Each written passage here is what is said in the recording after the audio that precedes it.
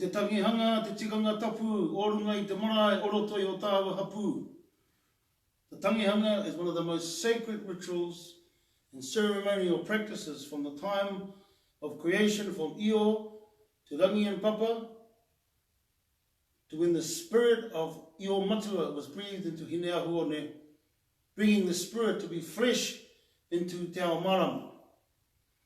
Then of course Hine Chitama came also as the connection between the physical world, Hine Chitama, and also the spiritual world.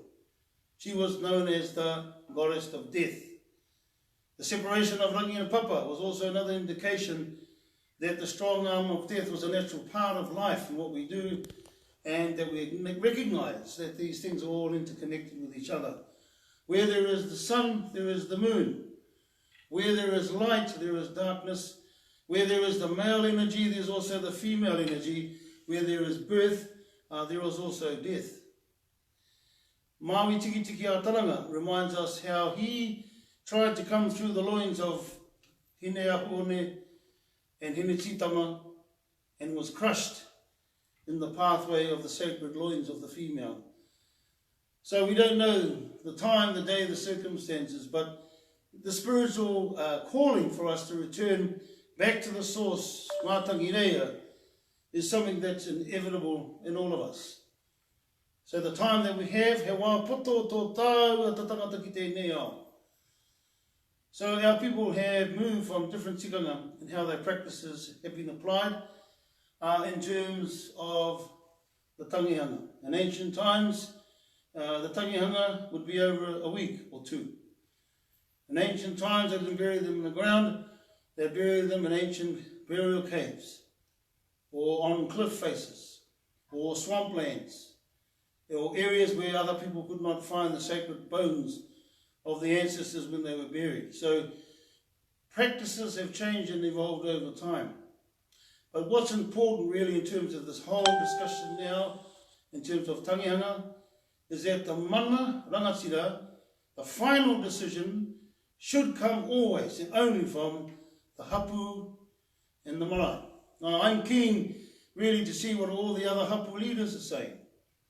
There's a lot of discussion going on out there amongst our people now. 6 weeks after the horses bolted, there should be a connection directly, a taumata rangatira, directly to the ministry, directly to the Māori caucus.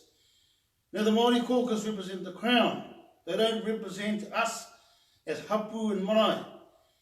So this whole process when the guidelines were developed, were the true hapu leaders at home who look after the tūpapaku, who are here, and look after the pai, the karanga, they cook for the manuhiri when they come, they're part of the whole process of karakia in the evening, for the 3 days that they're here right up to the burial, the ones that are actually going to be there who carry and look after the tangihanga ceremonial rituals all the time on the marae and the hapu.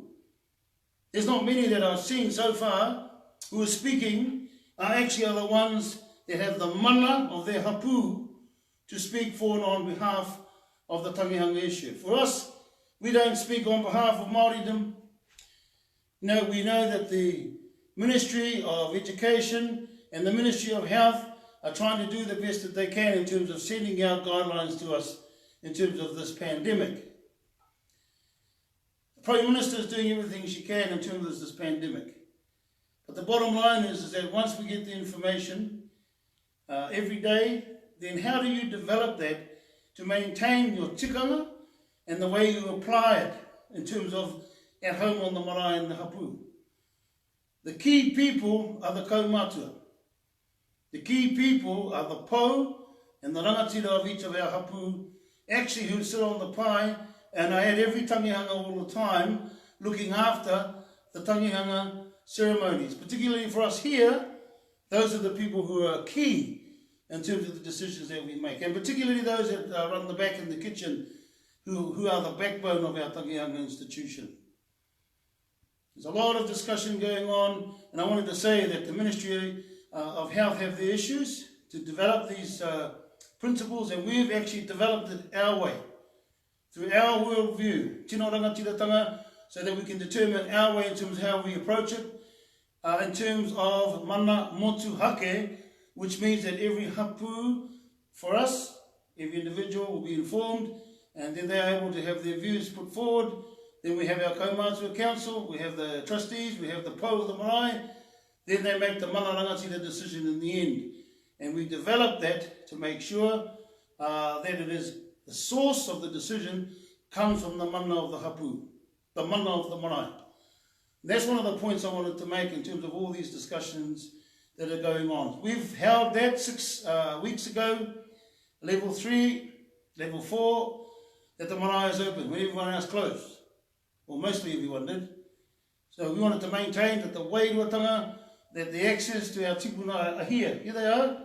Because when I make decisions, it's on behalf of all these people that stand behind me. I don't make my decisions in isolation. It's just a personal opinion.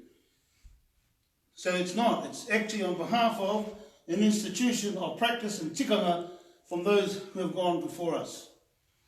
So that's the most important thing, I think, moving forward. Some of those in the Ministry of Health need to have a direct communication with those of us here at the hapu level, the grassroots. The ahika are the real ones. In my view, here on Te Tāwera, we make those decisions for us. No one else will make those decisions for us.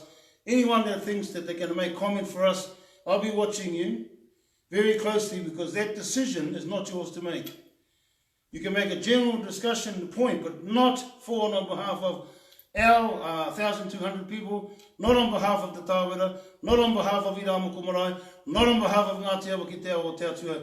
That is our right and our privilege only, just as it's not my right to interfere with any other hapu.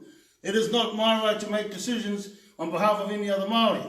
It is not my right to make decisions on the tangihanga issue in terms of other marae. I want to make it quite clear. There's a lot of people that have actually become like the colonised, have become the coloniser. We need to lift above that and allow the freedom of our own hapu and our marae to make those decisions in terms of the Institute of the Tangihanga. And we've done that. If anyone dies here, our processes are quite clear about how we do that. We will be there to perform the rituals, and we will be there to make sure that they get home, and we'll be there to make sure that the karakia and the whai kōrero and the karanga are done in the time of COVID. We'll be there also to make sure we bury them appropriately so they can have appropriate journey back home. Because if we don't do this properly in terms of representing and honouring our ancestors in terms of this tangihanga issue, then we are not holding true in terms of the mauri and the mana and the wairua of the tikanga of these traditions that we have. In the end, it's not up to you to make those decisions. I don't care who you are. I don't care what provider you belong to. My hapu will make those decisions. I don't care what political party you sit on. Our hapu will make those decisions. I don't care any trust board, they have no authority over here, and that is the position we need to take to rise up, to make sure that the power of the mana of hapu and marae are the ones that are responsible to look after and protect the mauri of our tangihanga. Ko te tangihanga, te tikanga tapu, o runga i o tātou marae, i roto i o tātou hapu, tihei, mauri ora!